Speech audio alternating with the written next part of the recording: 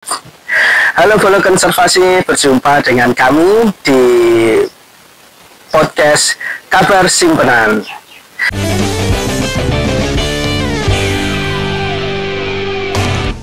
Nah, Cagar Alam merupakan kawasan konservasi yang memiliki tingkat perlindungan yang sangat tinggi. Hanya beberapa hal yang bisa dilakukan di Cagar Alam. Di antaranya adalah tempat penelitian atau pendidikan untuk konservasi.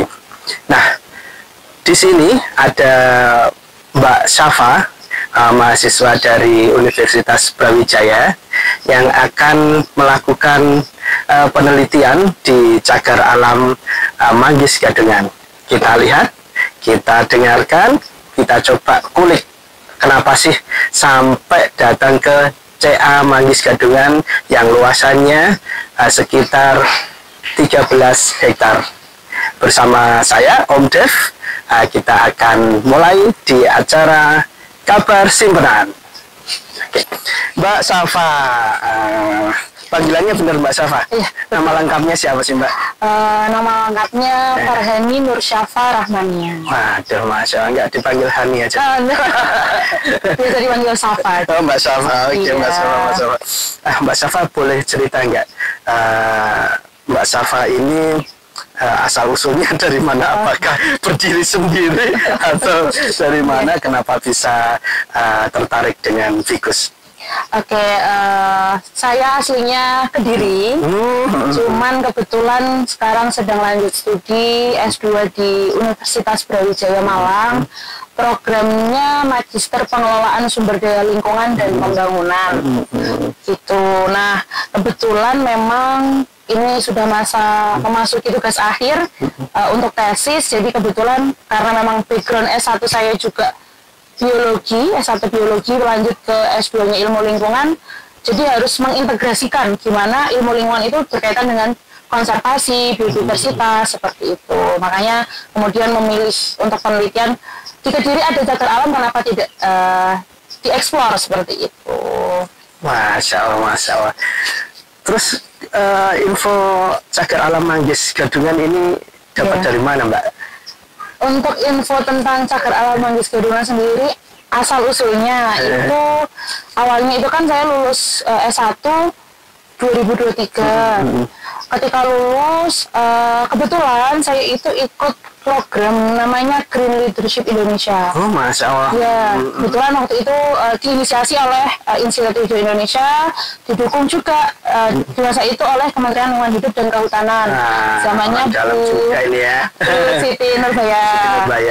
Kemudian dari situ, dari program tersebut, saya ikut mentoring ekologi, bertemu dengan Bapak Wiratno, Dirjen.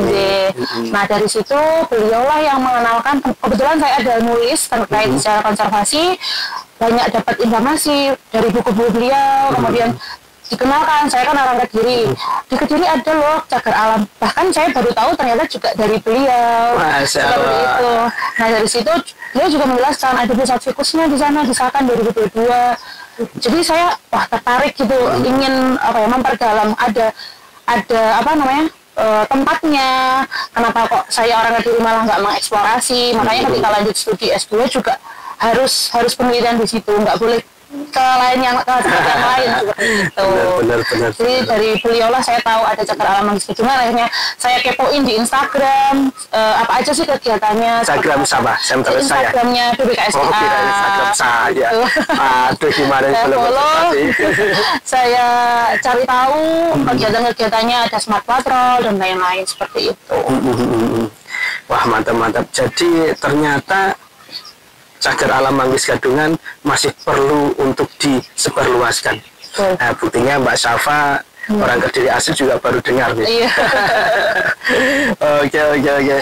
Terus gimana sih Mbak proses memilih Vicus dan pengambilan datanya, mau diapakan Vicusnya di sini? untuk pertama kali tahu fikus sebenarnya ketika S1. Tapi ketika itu penelitian saya itu kan berpusatnya di Kebun Raya Purwodadi di Pasuruan.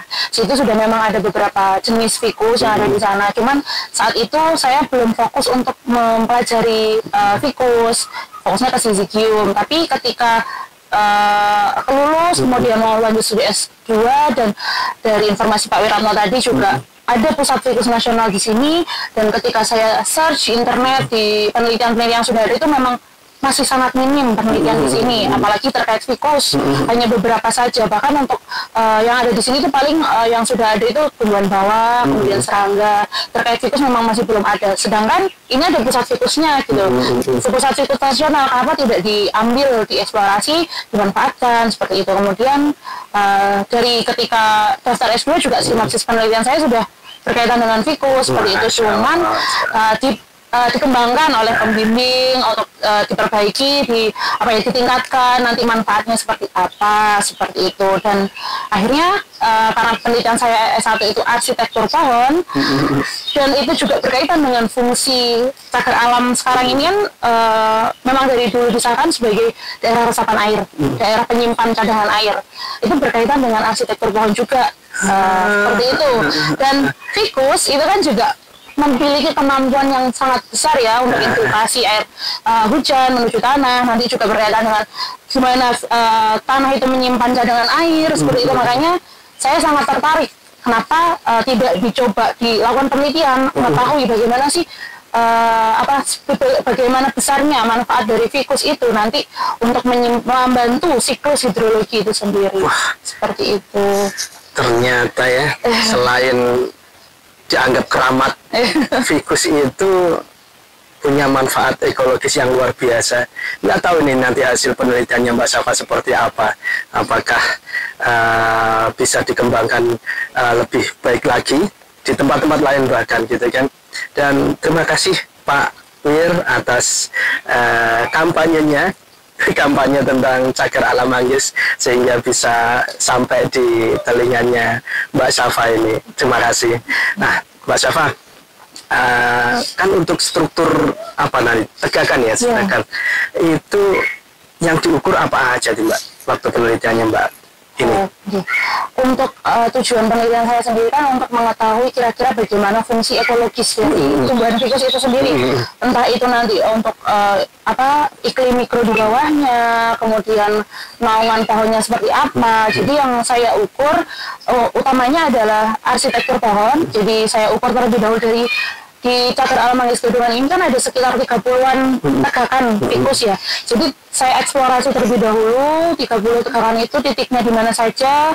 Saya ukur untuk tingginya, diameternya, kemudian juga luas tajuknya. Kemudian saya seleksi per jenisnya. Jadi kalau tidak salah kan ada 12 jenis yang masih ada di sini untuk pohonnya. Jadi 12 jenis itu saya pilih untuk mewakili 30-an tegakan yang ada itu. Nah dari situ kemudian 12 yang sudah menjadi pohon yang akan merepresentatif pohon yang lain itu akan diamati arsitekturnya seperti batang utamanya seperti apa, kemudian percabangan dahannya seperti apa, kemudian sudut yang terbentuk saat percabangannya itu seperti apa, juga digambar nanti biar bisa dikategorikan, karena untuk arsitektur pohon sendiri ada 23 jenis. Oh Masya Allah. Gitu. Ternyata berarti nanti gambar sketsa pohonnya ya, gitu ya? sebisanya bergambarnya seadanya aja. Kita lihat nanti ya gambarnya Mbak Safa sebagus apa. Kalau tadi Om Dev tertarik dengan yang sebagai infiltrasi air hujan kayak gitu, itu kemarin perasaan Om Dev lihat Mbak Safa juga ngukur ketebalan daunnya itu ya. Itu untuk apa Mbak?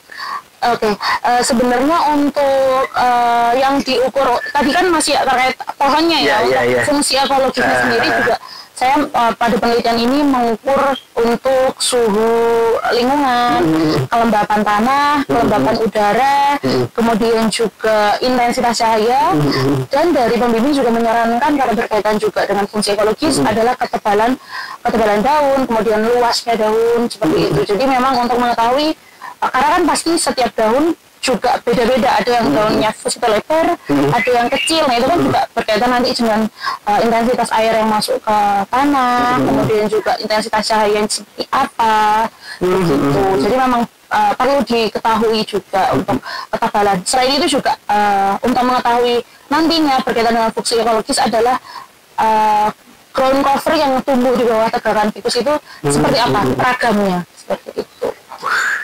Jadi lumayan kompleks sebenarnya untuk penelitian.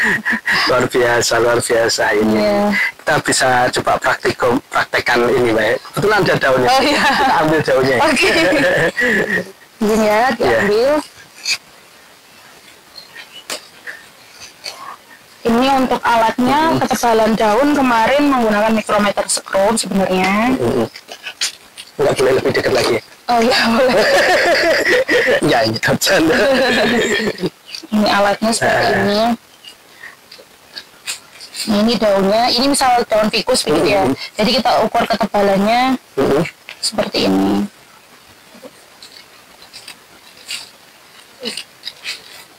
Sampai ini. Nah, di sini akan muncul skalanya. Di sini 0.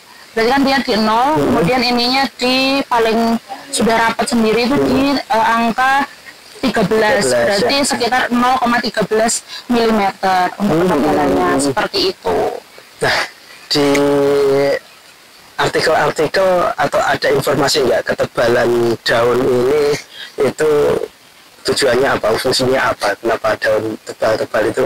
Ya, untuk artikel sendiri terkait ketebalan daun itu memang mayoritas masih berkaitan dengan tekstur, karena kan kalau teksturnya kasar itu ada yang tebal, ada juga tekstur seperti lidah buaya itu kan tebal sekali, itu mengandung banyak cadangan air di dalamnya. Nah, biasanya yang memang daun yang memang itu tebal seperti lidah buaya itu contohnya itu kandungan airnya banyak.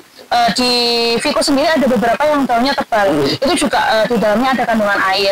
Ada juga yang tipis, itu biasanya berarti hanya untuk lewatnya air saja. Jadi memang banyak macam dan manfaatnya dari daun dan ketebalan daun itu sendiri. Itu berpengaruh tentang tadi air hujan yang turun, kalau tebal masih tetap tinggi gitu. Itu juga berkaitan nanti kalau daunnya tebal itu kan berarti lebih berat ya, karena misal ditimbang gitu. Itu kan nanti arsitekturnya bisa lebih turun karena dia terlalu berat ya daunnya. Ada juga yang kalau misal dia lebih ringan, arsitekturnya jadi naik seperti itu. Oh, mantap. Kalau ficus di sini ada nggak yang paling menarik yang Mbak Syafa lihat? Kalau dari segi arsitekturnya, kemarin itu paling menarik sebenarnya leses.